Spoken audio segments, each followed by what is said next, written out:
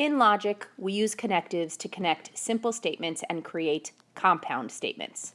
There are 5 main ones that we're going to look at this semester, and you need to get comfortable with their symbols as well as their rules for the truth table. So the first one we're going to look at is negation.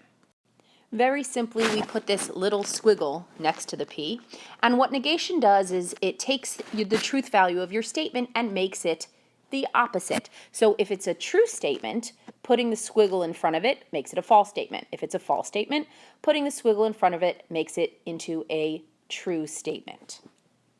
So if P is the statement, the sky is blue, not P would be the statement, the sky is not blue. A conjunction is given with this symbol. It looks like an upside down V, and it is represented by the word and in logic. So if P represents the sky is blue and Q represents the grass is green, P and Q would be written as the sky is blue and the grass is green. Next, we move on to the disjunction.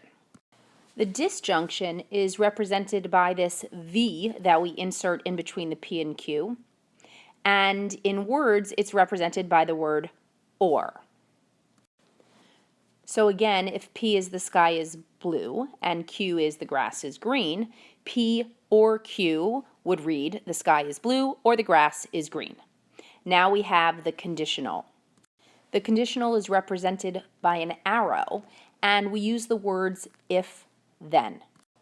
So again, if P represents the sky is blue and Q represents the grass is green, P arrow Q would represent if the sky is blue, then the grass is green. Note that for the conjunction and the disjunction, the order isn't really important, but for the conditional, the order of the arrow matters. The first part, the P, is called the antecedent. The Q, or the conclusion, is also called the consequent. So when you have your conditional, it's different if you write if P then Q or if you write if Q then P. Last, we have the biconditional. It is represented by this double-sided arrow and is used with the words if and only if.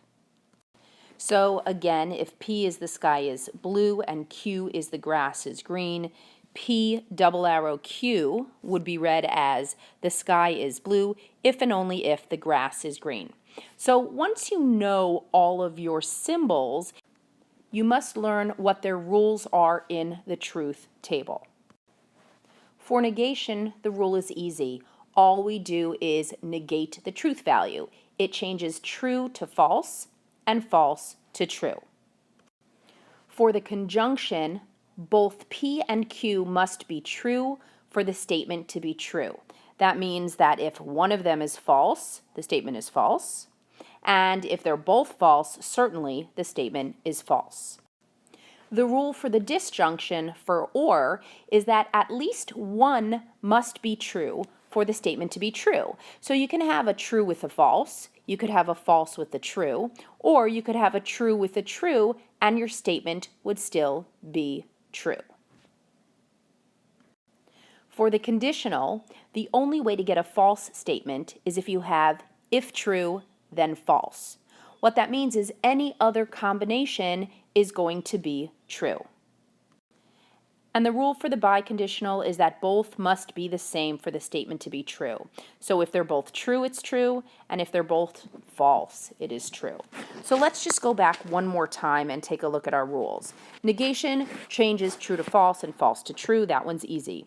Conjunction, both must be true for the statement to be true. What that means is, in your truth table, they both need to be true. If they are both true, then your truth table is true.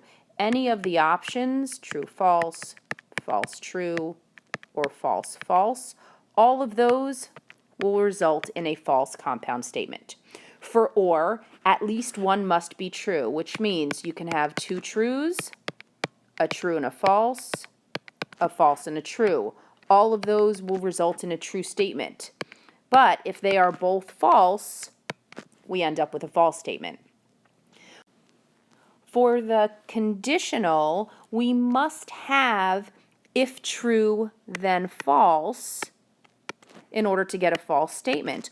all of the other options, if true, then true, if false, then true, if false, then false, all of those options are going to result in true statements. And last, the biconditional, they have to be the same, which means if we have if true, then true, or if false, then false, both of those will result in a true compound statement. But the other two options, where they're not the same, those are going to result in a false compound statement.